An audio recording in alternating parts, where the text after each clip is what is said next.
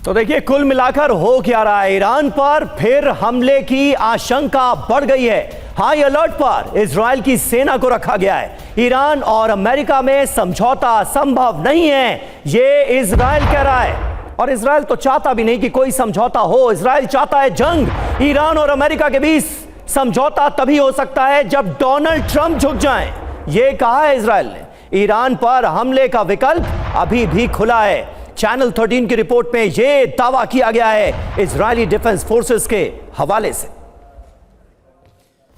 और देखिए, एक और बड़ी खबर, ट्रंप ने नेतन्याहू को लेकर बड़ा बयान दिया है। नेतन्याहू वही करेंगे जो मैं कहूंगा, यह डोनाल्ड ट्रंप की तरफ से कहा गया। और देखिए, यह खबर आपके सामने, इजराइल में मेरी जो रेटिंग है वो 99% है। डोनाल्ड ट्रंप यह तक दावा कर रहे हैं, चाहूं तो इजराइल के पीएम का चुनाव भी लड़ लूं। यह देखिए, इतनी बड़ी बड़ी बातें डोनाल्ड ट्रंप कर रहे हैं, क्योंकि ऐसा लग रहा है कि मिड टर्म में हो सकता है कि डोनाल्ड ट्रंप को अपनी हार नजर आ रही हो, लेकिन इजराइल का प्रधानमंत्री बनने के लिए वो तैयार है।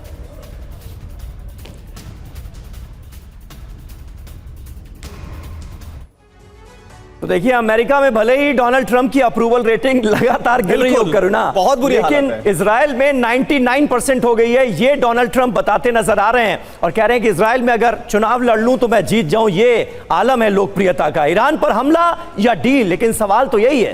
ट्रंप नेतन्याहू के बीच लंबी बातचीत हुई है। ईरान के मुद्दे पर हाई लेवल चर्चा हुई। अलर्ट मोड में इजराइल की सेना को रखा गया है। ईरान पर कभी भी हमला मुमकिन है, यह तक कहा जा रहा है। अब इजराइल ने क्या कहा है यह भी आप जानिए, बहुत इंपॉर्टेंट है। ईरान यूएस में समझौता संभव है ही नहीं, यह कहा गया इजराइल की तरफ से। डील तभी जब ट्रंप झुकेंगे। ईरान पर हमले का विकल्प अभी भी खुला हुआ है। तो क्या मंशा इजराइल की सिर्फ और सिर्फ हमले की है? जी, और हमारे साथ तमाम खास मेहमान मौजूद हैं। मनीष, लेकिन इस पर एक कमेंट मैं आपका चाहूंगा। डोनाल्ड ट्रंप आखिर करना क्या चाहते हैं? इस वक्त जो मौजूदा परिस्थितियां और अमेरिका की तरफ से आते बयान हैं, उनको अगर एनालाइज किया जाए तो लगता क्या है? क्या वो युद्ध खत्म करना चाहते हैं या फिर युद्ध दोबारा शुरू करना चाहते हैं? देखिए, पहली बात तो है कि प्रेसिडेंट ट्रंप की जो विश लिस्ट है वो बड़ा दिलचस्प है। कभी वो पोप बनना चाहते थे, कभी जीसस बन रहे थे, और अब उन्होंने एक पॉलिटिकल विश लिस्ट दी है कि वो इजराइल के प्रधानमंत्री बनना चाहते हैं। हाँ, बीच में जेम्स बॉन्ड भी बने थे वो। जी बिल्कुल। तो अब ऐसी स्थिति में लगता है कि मनीष, वो तो नेतन्याहू के लिए खतरा बन रहे हैं अब।